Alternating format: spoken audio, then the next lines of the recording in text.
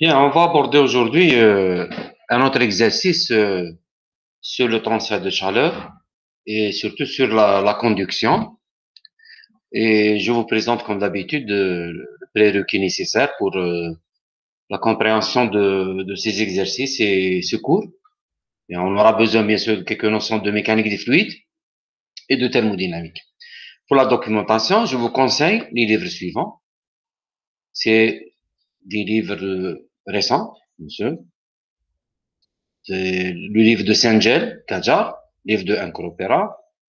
Pour le livre de Saint-Gel, c'est ce livre qui est là. C'est un livre très très important. D'ailleurs, c'est la 6e édition, 2020. D'accord? Donc, c'est des livres qui sont très importants pour le cours de transfert de chaleur. Et on va aborder aujourd'hui l'exercice 3, toujours sur la conduction de chaleur avec génération de chaleur. Donc, on va se donner ce mur d'épaisseur L grand R égale à 1 mètre. La surface de flux, c'est la surface qui est là. D'accord? Elle est égale à 10 mètres carrés. Nous avons une distribution de température à travers le mur qui est donnée, à un instant donné, qui est donnée par cette expression. Donc, T de X égale A plus BX plus CX carré, avec A, B et C sont des constantes. Il y a une génération de chaleur dans ce mur avec une densité volumique Q point égale 1000 watts par mètre cube. Les autres caractéristiques de ce mur sont le K, c'est la conduction thermique c'est la conduction de ce mur, de ces 40 watts par mètre K. Vous avez la masse volumique et vous avez le Cp. Donc il y a un taux de chaleur conduit, in, entrée, sortie. Il y a aussi des énergies générées et des énergies emmagasinées. Bien. Donc, on donne les constantes A, B, C qui sont là, d'accord, dans la distribution de température. Et vous remarquez bien que la distribution de température, elle est fonction uniquement de X. Quoi? Bien. Donc, première question, déterminer le taux de transfert entrant pour X égale à 0 et le taux de transfert sortant pour X égale à 1 mètre, c'est-à-dire le taux de transfert Qin qui est là et Qout qui est là pour X égale 1 mètre. Très bien. Deuxième question, déterminer le taux de variation de l'énergie emmagasinée dans le mur, c'est-à-dire E storage, stored, voilà, c'est l'énergie emmagasinée. Et n'oubliez pas que EG, c'est l'énergie generated, c'est l'énergie générée. E stored, emmagasinée, et EG, c'est l'énergie générée. Deuxième question, c'est déterminer le taux de variation de l'énergie emmagasinée. Et la troisième question, déterminer la variation temporelle de température, c'est-à-dire dt sur d petit t, pour x égale à 0, pour x égale à 0,025 et pour x égale à 0,5 mètres. Sachant que l'épaisseur est 1 mètre. C'est-à-dire, on demande ici, quelque part là, un quart et au milieu de 2 murs. Bien. Qu'est-ce qu'on a comme données? On a la distribution de température, T de x égale A plus BX plus CX carré. Elle est fonction uniquement de X. D'accord? Et on a aussi la chaleur générée uniforme de densité volumique Q point égale, elle est donnée par 1000 watts par mètre cube. Quelles sont les hypothèses utilisées? Nous avons une conduction monodimensionnelle qui est fonction uniquement de X. Nous avons aussi le milieu isotropique, c'est-à-dire les propriétés constantes, par exemple le K. Et nous avons une génération de chaleur interne uniforme. Donc, on va répondre à la première question dans notre analyse.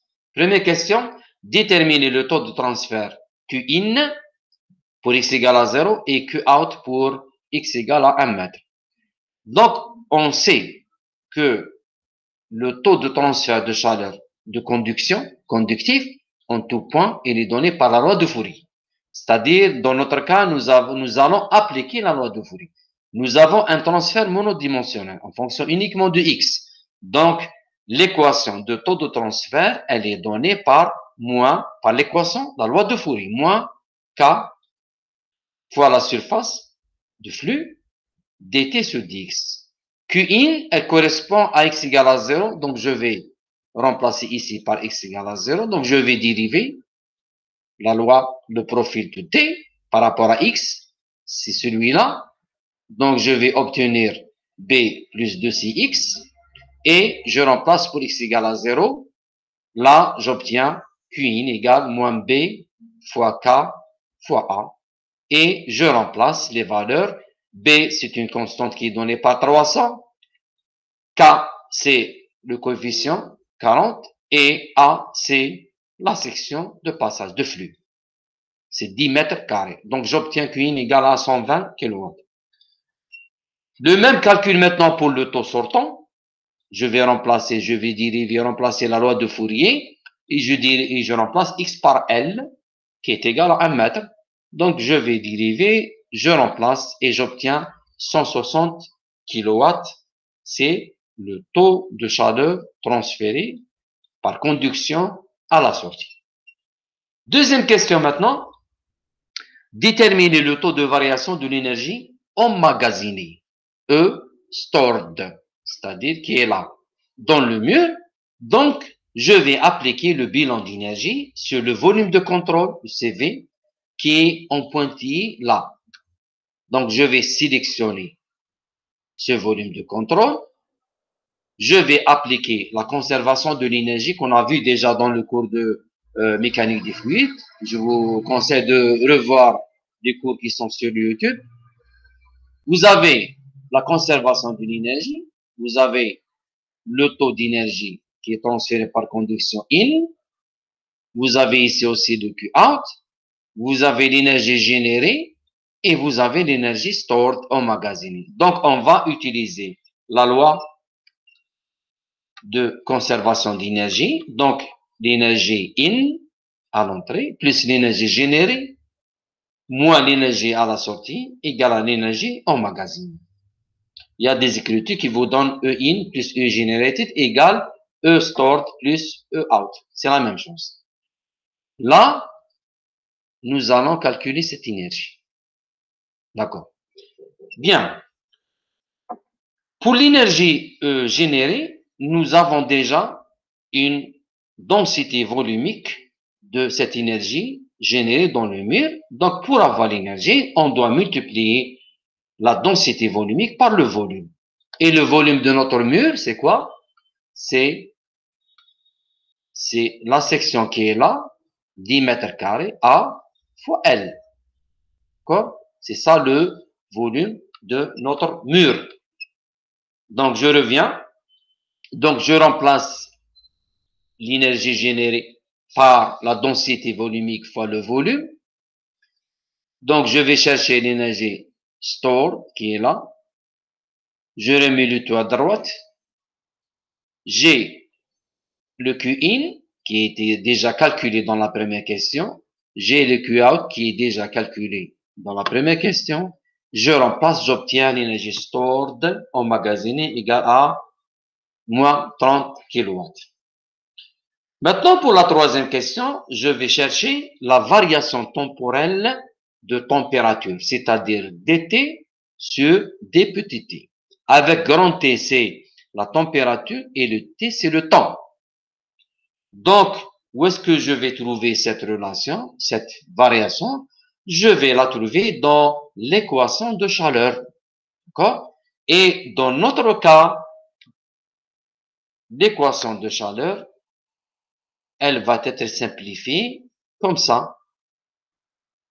Nous allons garder uniquement la variation par rapport à x, puisque nous avons une variation, un transfert monodimensionnel suivant x. Donc, l'équation générale de l'énergie, de la chaleur, pardon, elle va être simplifiée pour donner cette expression et on va chercher dt sur d petit t. Donc, j'ai pratiquement tout ça sauf le d carré t, dx carré que je vais chercher. J'ai le t, l'expression de t, d'accord? Et je vais la calculer. Donc, je vais dériver t par rapport à x. Donc, ça va me donner, je vous rappelle que t par rapport à x, c'est cette expression qui est là. C'est la distribution de température dans le mur qui est fonction de x. D'accord? Donc, je vais la dériver par rapport à x. Je vais obtenir b plus 2cx. Je vais encore la dériver. Ça va me donner quelque chose de constant. Donc, le dt sur dt qui est là, donc je vais remplacer la valeur que j'ai déjà calculée avec toutes ces valeurs. Je vais obtenir, voilà, je remplace le tout ici, et j'obtiens une valeur. Remarquez bien quel est le dt sur dt, il est indépendant de x. Donc, je remarque, puisqu'on me demande de déterminer la variation, cette variation par rapport à x, pour certaines valeurs d'x, et j'ai trouvé que cette variation temporelle, ce terme est stationnaire de température, et il n'est pas fonction de x. Donc, il n'est pas fonction de x, il est indépendant de la position. Mais toujours est-il, il est évident d'après ce résultat que la température, en tout point, elle décroît, puisqu'il y a un moins, elle décroît avec le temps. C'est-à-dire, nous avons chaque seconde une diminution de 4,69 10 puissance moins 4 degrés C.